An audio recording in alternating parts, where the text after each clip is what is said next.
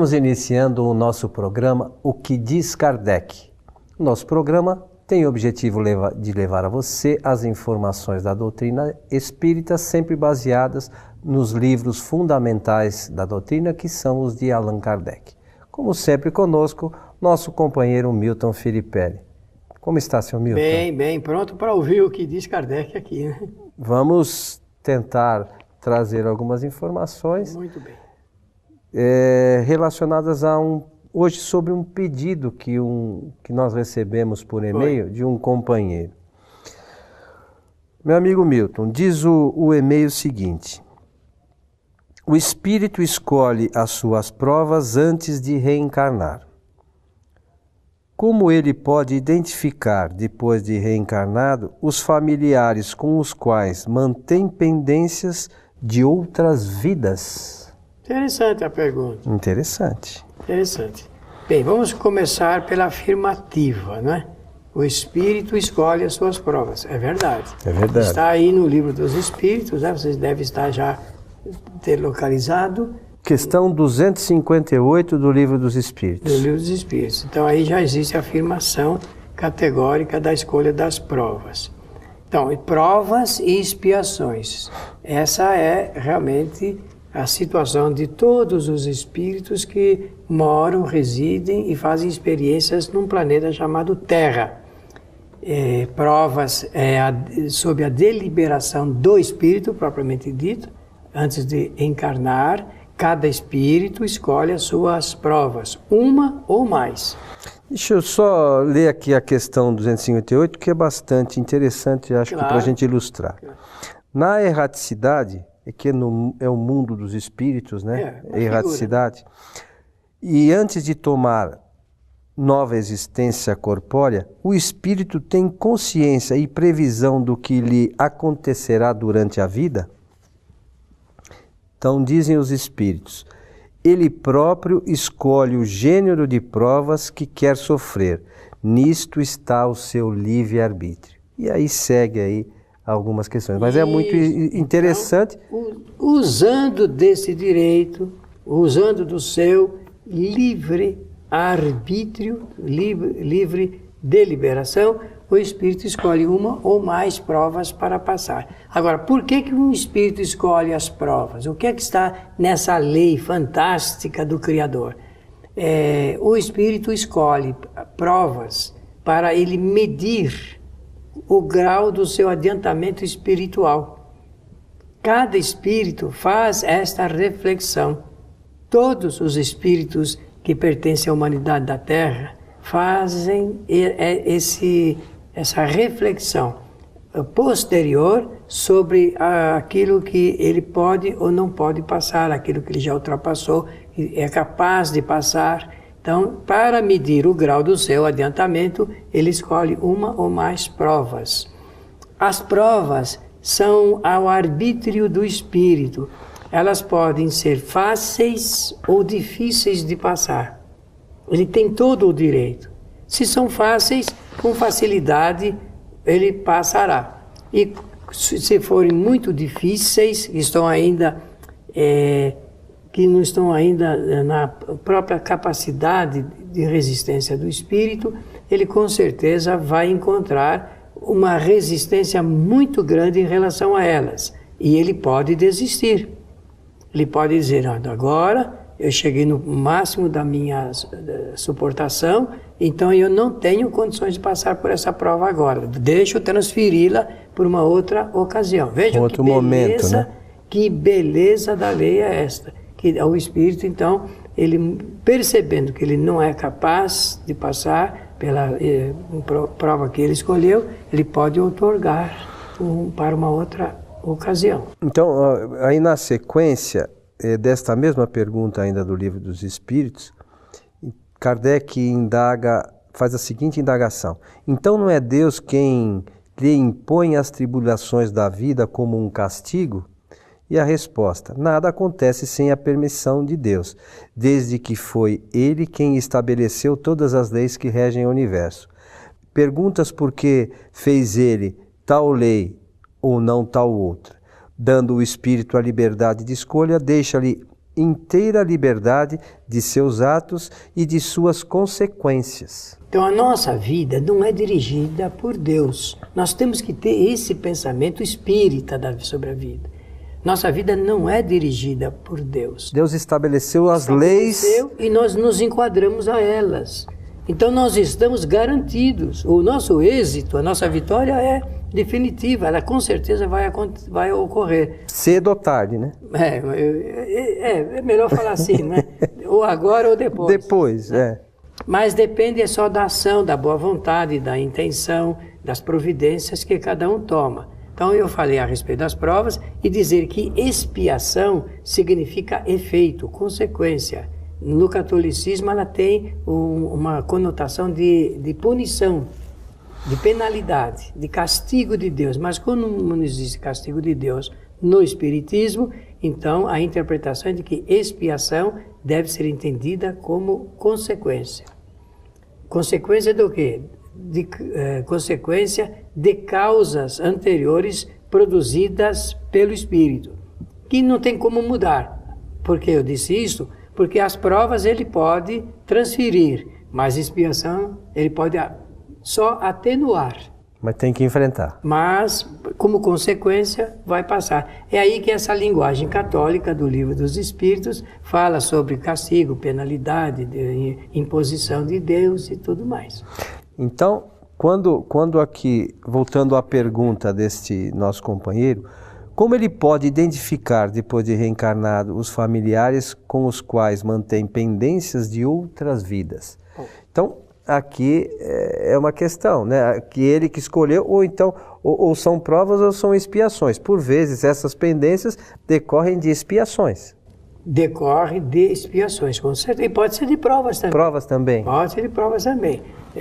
Vamos, então, para facilitar o entendimento, dizer o seguinte.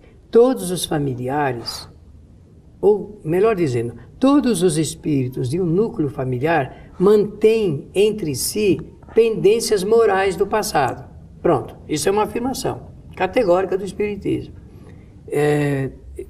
Também pode ocorrer entre os espíritos de um núcleo familiar, escolherem um núcleo familiar para aqueles que estão mais avançados ajudar aqueles que ainda estão mais atrasados, moralmente falando. É nisso só que eu quero insistir, moralmente falando. Então vem como estacas que seguram até, na linguagem popular, as pontas de todas as adversidades, peripécias que os espíritos ali daquele núcleo encontram. Sempre tem um que é o mais firme, aquele que realmente parece que aglutina os demais, que ele é mais respeitado moralmente falando. E isso é importante para garantir o sucesso das experiências de uma família.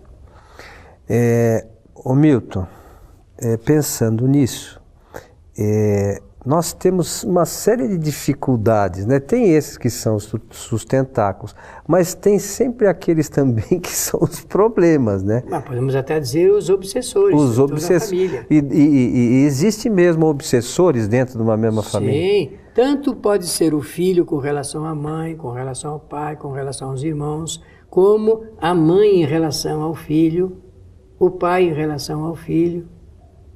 E pode acontecer um fato que tem se mostrado com certa constância hoje, da identificação de obsessores entre os parceiros, entre o próprio casal. Depois de algum tempo, se nota realmente, pela maneira do comportamento, de que existe uma ação obsessiva entre eles. Olha, então, é uma obsessão em intervivos, não é de espíritos desencarnados. Intervivos. E isso hoje, se nós formos analisar, com frequência. Eu acho que no passado as pessoas se continham mais, né? Levavam até essas relações com um pouco mais de respeito.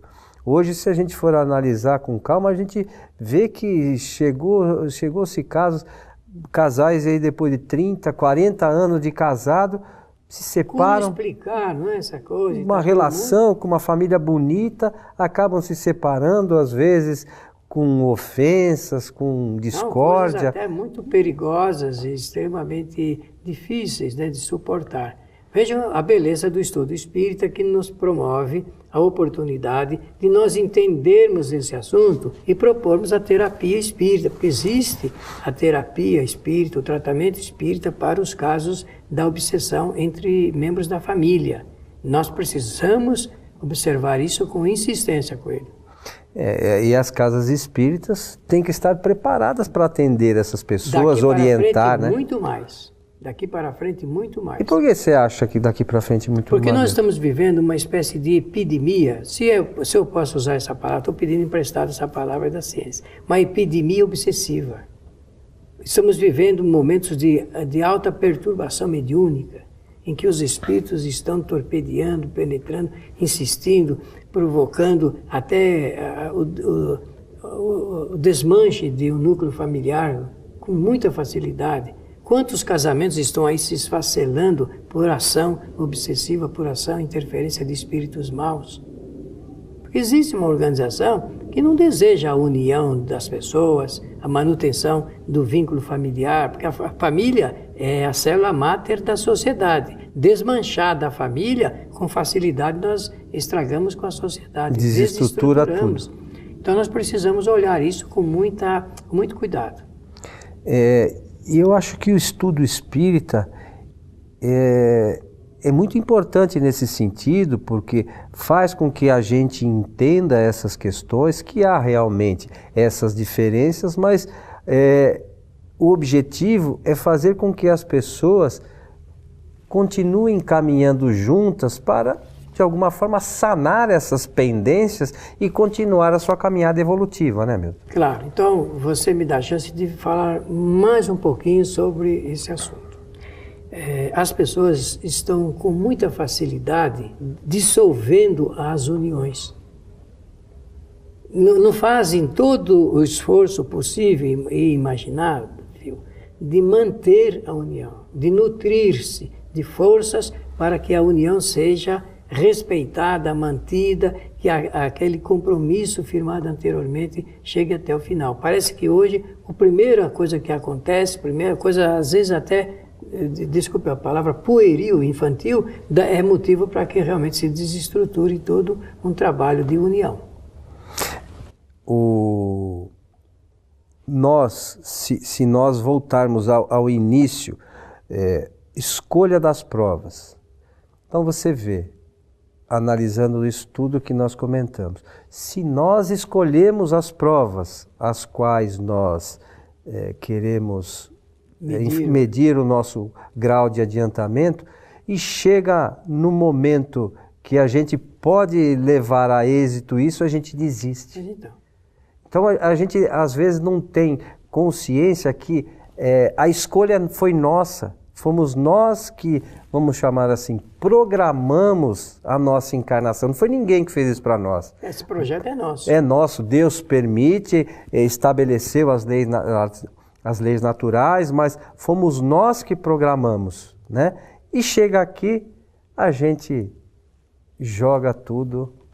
Com muita facilidade. Então é preciso lembrar-se do ensinamento de Jesus de Nazaré.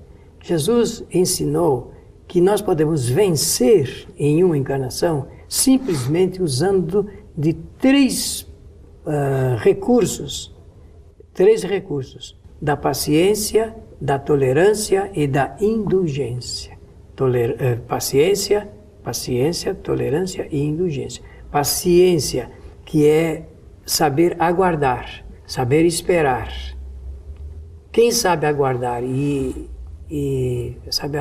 esperar com serenidade, não entra no quadro das ansiedades. Não entrando no quadro das ansiedades, não entra em tensão, não entra em depressão, não entra em síndrome, não entra em trauma e nem fobia. E nem obsessão. E por consequência, nem obsessão. Nem obsessão. Agora, tolerância é tolerar os equívocos das pessoas, os erros. Porque no mundo de provas de expiações, eu posso garantir, todos os espíritos na Terra erram. Todos cometem equívocos. Todos cometem desvios. E tem aquele que vai falar, não, mas às vezes cometem de boa intenção, mas certo ou errado é um erro. Mas como é que a gente vai conviver com pessoas tolerando? E a indulgência, que é onde Jesus coloca como um degrau maior ainda de benefício, é você ou nós sabermos perdoar a quem nos ofende. Olha, esse exercício é mais difícil ainda. Paciência, tolerância e indulgência. Quer manter um bom casamento? Coloque em funcionamento esses 3 pontos fundamentais ensinados por Jesus. Dará certo ou não? Com toda certeza. Que dará. Mas tem que ser mútuo, né? Claro, mas é por isso que é preciso exercitar. É preciso exercitar, aprender a exercitar. Não ter medo, porque as pessoas têm medo de ser tolerantes, indulgentes, de usar da docilidade, né, com as pessoas. E nós vivemos num mundo em que todos precisam de todos. No nosso site www.kardec.tv, os nossos amigos poderão encontrar alguns seminários sobre virtudes. E entre elas nós temos seminários falando sobre indulgência, sobre tolerância, sobre paciência. E é bom para as pessoas poderem, isso é ótimo, trabalharem essas virtudes, né, que vão aprimorando o seu espírito, né, Milton? Vamos aliar a isto o outro, nós temos ainda um pouco de tempo, né? Vamos aliar a isto os grandes ensinamentos dos filósofos antigos e que depois Jesus repetiu com uma outra qualidade, que são aquelas qualidades, virtudes da honestidade, da honra, da dignidade e da fidelidade. Imagine, por que é que se desmancha um casamento, um núcleo familiar? Por falta de uma maior condição de exercício da honra, da honestidade, da dignidade, da fidelidade entre os seus membros, fidelidade aos princípios que assumiram no mundo. Que está dentro das escolhas, das provas, né, meu? Volta novamente às escolhas das provas, que fomos nós. Mas eu escolhi, ninguém escolhe prova para errar, né? Exatamente. A prova é para medir o grau de adiantamento, saber se ele é capaz de suportar. A desconfiança, por exemplo, dentro de uma casa. Eu estou falando porque a pessoa aí fez um pedido de como ela pode identificar, depois de encarnado, os seres, né, os espíritos do seu núcleo familiar. A desconfiança entre os membros de uma família ou entre um casal poderá ou não trazer sérias consequências para a manutenção da união. Eu acho que sim, né? Com absoluta certeza, nós não podemos viver sob o império das desconfianças. Nós fragilizamos as pontas que unem ou que dão laços às uniões. Isso não quer dizer que todo mundo tenha que andar de braço dado com o outro, mas tem que ter a tolerância, como você diz, né? Com as diferenças. Tem que conviver com a diferença, exatamente, claro, isso, né? É bonito na fase áurea do namoro e depois do casamento é que se vê que aquela fase áurea, ela passa, dourada, não é? Do encantamento, ela passa e depois vem a realidade, a dura realidade da convivência. É aí que nós somos absolutamente testados. Então, fazer aquela lembrança. As pessoas precisam entender, embora o mundo pense o contrário, e muita gente faça discursos ao contrário, seria melhor não namorarmos para casar, mas casar para namorar para sempre. É algo a se pensar, né? Esse é o ideal. Meu amigo Milton, estamos chegando ao final de mais esse programa. Nós queremos lembrar aqui aos nossos amigos que nós aqui fazemos alguns comentários relacionados às colocações dos espíritos, né, nos livros de Allan Kardec. Não temos tempo aqui de comentar cada detalhe de cada situação. É verdade. Aqueles que querem encontrar um embasamento maior sobre essas questões, sobre essa questão, por exemplo, da escolha das provas, você pode olhar aqui no Livro dos Espíritos a questão 258 e seguintes, e no livro O Evangelho segundo o Espiritismo, no capítulo 5, a partir do item 26, provas voluntárias, o verdadeiro silício. Muito bom. Né? Então, sobre essas questões todas que nós fizemos alguns comentários, você que está nos assistindo poderá ter um aprofundamento maior fazendo a leitura desses dois livros, né? Ambos de Allan Kardec. Aproveitem, porque realmente é uma leitura saudável para todos os espíritos. Meu amigo Milton, estamos chegando ao final de mais este programa O que diz Kardec. Muito obrigado pela atenção e um abraço fraterno a todos. Reiteramos aqui a nossa informação que este programa que você está vendo e os anteriores a eles podem ser vistos também no site nosso www.kardec.tv.